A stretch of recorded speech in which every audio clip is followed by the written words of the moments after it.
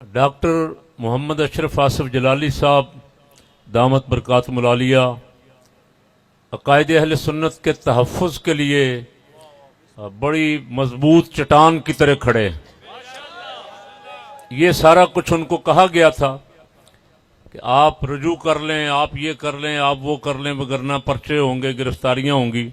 میری بھی ان سے ایک ملاقات ہوئی تھی ان کی گرفتاری سے پہلے، لیکن میں الحمدللہ انہیں خراج تحسین پیش کرتا ہوں کہ وہ اپنے موقف پہ بڑی مضبوطی کے ساتھ کھڑے رہے. انہوں نے کہا کوئی بات نہیں، گرفتاریاں ہوتی ہیں تو حضرت امام احمد بن حنبل کے غلاموں نے بھی تو کوئی کردار ادا کرنا ہے نا. میں نے انتظامیہ کو اس دن جو ادارہ صراط مستقیم کے زیر اہتمام علماء و مشائخ کانفرنس تھی، وہاں بھی میسج دیا تھا کہ اس کام کو جتنی جلد ہو سکے آپ سمیٹ لیں. پاکستان ہمارے بزرگوں نے بنایا ہے اور ہم نے انشاءاللہ اس کی حفاظت کرنی. لوگ اس کا امن خراب کرنا چاہتے ہیں. ڈاکٹر صاحب کی طرف سے پہل نہیں ہوئی، میں گواہی دیتا ہوں. اب پہلے سیدنا امیر معاویہ رضی اللہ تعالیٰ عنہ کے خلاف بکواسات شروع ہوئی. امیر دعوت اسلامی حضرت مولانا محمد الیاس قادری صاحب نے اس کے جواب میں پوری تحریک چلائی اور مسجدیں بنانے کا اور پروگرام کرنے کا اعلان کیا. اور ڈاکٹر صاحب علمی طور پہ میدان میں آئے. ہمارے جو واز فروش خطیب تھے انہوں نے مولانا الیاس قادری صاحب کے خلاف بھی بڑی بک بک کی، لیکن وہ اپنے موقف پہ ڈٹے رہے الحمدللہ. اور ڈاکٹر صاحب علمی انداز میں میدان میں آئے اور ڈاکٹر صاحب نے ان کا رد کیا. اس کے بعد یہ سیفی علی خان، اس نے سرکار سیدنا صدیق اکبر رضی اللہ تعالیٰ عنہ کی توہین کی اور ڈاکٹر صاحب نے اس کا جواب دیا. اور ڈاکٹر صاحب کے جواب کے 4 مہینے بعد، 4 مہینے کوئی نہیں بولا، فروری میں یہ بات ہوئی ڈاکٹر صاحب حق پہ ہیں اس لیے ہم ڈاکٹر صاحب کے ساتھ ہیں. ہم حق کے ساتھ کھڑے ہوئے ہیں، کسی فرد کے ساتھ، کسی کی ذات کے ساتھ نہیں، حق کے ساتھ کھڑے. اچھا، میری بھی وہ ویڈیو 4 مہینے بعد نکال کے انڈیا سے کسی نے ڈالی کہ دیکھو یہ بھی جلالی کا حامی. کوئی کراچی سے ڈال رہا ہے، کوئی انڈیا سے ڈال رہا ہے. ہم نے خبردار کیا کہ یہ لوگ جو فتنہ پھیلانا چاہ رہے ہیں ان کو پکڑو، ان کو بند کرو. پاکستان میں یہ فساد کروانے کے لیے میدان عمل میں آئے ہوئے. سوشل میڈیا پہ، فیس بک پہ پابندی لگاؤ ایسے لوگوں کے اکاؤنٹ پہ جو ملک میں فتنہ و فساد برپا کرنا چاہ رہے ہیں.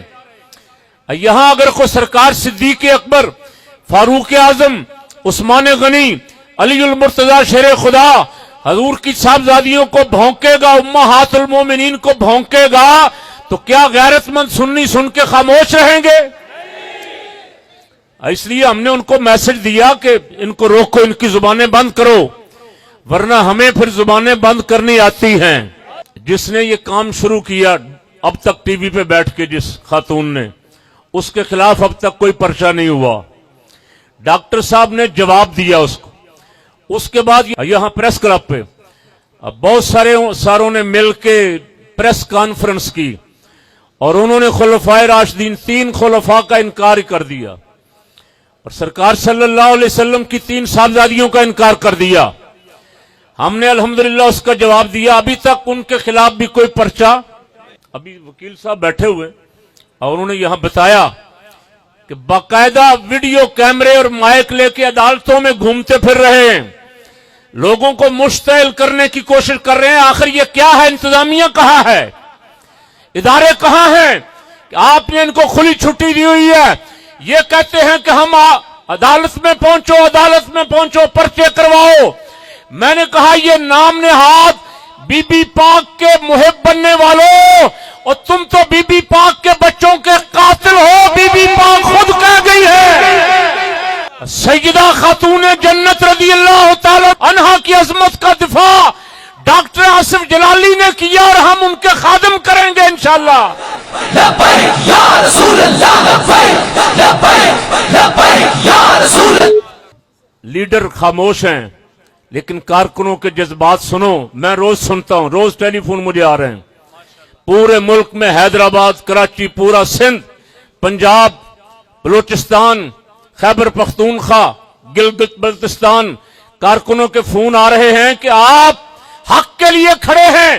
آپ ڈاکٹر اشرف آصف جلالی صاحب کے ساتھ کھڑے ہو کے آپ نے حق کا ساتھ دیا. آپ عقائد اسلام کو، عقائد اہل سنت کو بچانے کے لیے کھڑے ہیں، ہم آپ کے ساتھ ہیں. ہمارے جن حضرات کے مذاکرات انتظامیہ سے ہو رہے ہیں اور ان کو پتا ہے کہ ان کو میسج یہ دیا گیا ہے انتظامیہ کو، بار بار ان سے کہا گیا ہے کہ محرم آنے سے پہلے پہلے یہ معاملات سمیٹ لو. ڈاکٹر صاحب کی ایف آئی آر جعلی ہے، اس میں کچھ نہیں ہے. اگر دیانتداری سے پہلے دن مجسٹریٹ پہ کوئی دباؤ نہ ہوتا، وہ دیکھتی اسے تو اسی دن یہ ایف آئی آر خارج ہو جاتی.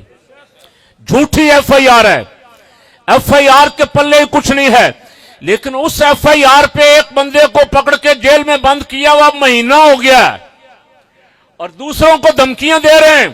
ہائی کورٹ میں، سیشن کورٹ میں، مجسٹریٹ کی عدالت میں وہ 2-3 بدماش پھر کے دھمکیاں دے رہے ہیں کہ قاری زوار بہادر کے خلاف بھی درخواست دے دی ہے، چند دنوں تک پرچہ ہو جائے گا. فلاں کے خلاف درخواست دے دی ہے، چند دنوں تک پرچہ ہو جائے گا. اللہ کی عزت کی قسم، ایک پرچہ نہیں، ہزاروں پرچے کرواؤ، ہم عظمت صحابہ کا دفاع کریں گے انشاءاللہ. پرچے سے ڈرنے والے نہیں، سب پہ پرچے کرواؤ.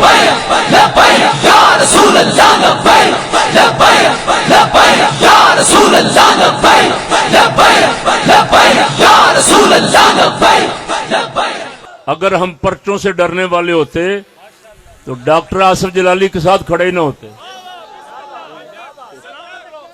ہم بھی وہ رخصت والا رستہ تلاش کرتے، اب پیروں کے ساتھ بیٹھتے جہاں کھابے شابے چل رہے ہیں.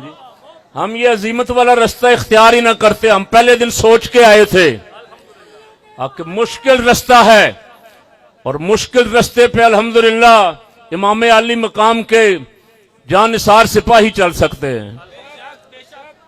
انشاءاللہ العزیز اللہ کو منظور ہوا تو ہم ڈاکٹر صاحب کو رہا کروا کے ہی دم لیں گے.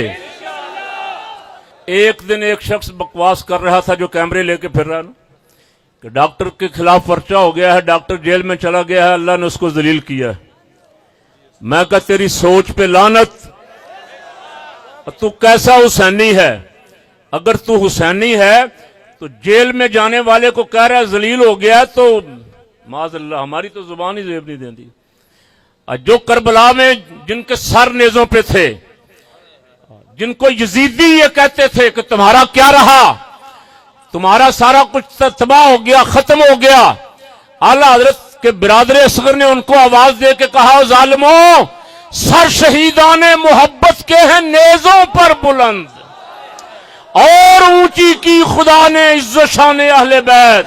جو سر کٹ جائیں، جو جیلوں میں چلے جائیں، جو اسیر ہو جائیں ناموس رسالت کے لیے، عظمت صحابہ کے لیے، ان کے سر تو اور بلند ہوتے ہیں.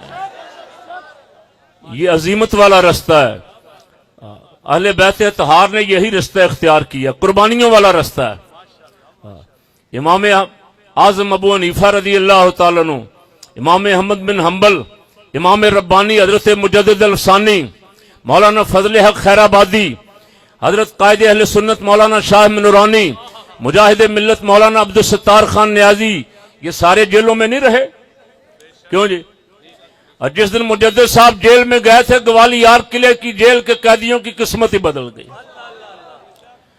اور انہوں نے کہا کہ ایسا مرد درویش، ہماری خوش قسمتی کہ اللہ نے، اچھا جس دن باہر آئے تھے پھر منتیں کر کے باہر لایا گیا، ہاتھ جوڑ کے کہ حضرت آ جائیں، فرمایا ان سب کو باہر لے کے جاؤں گا.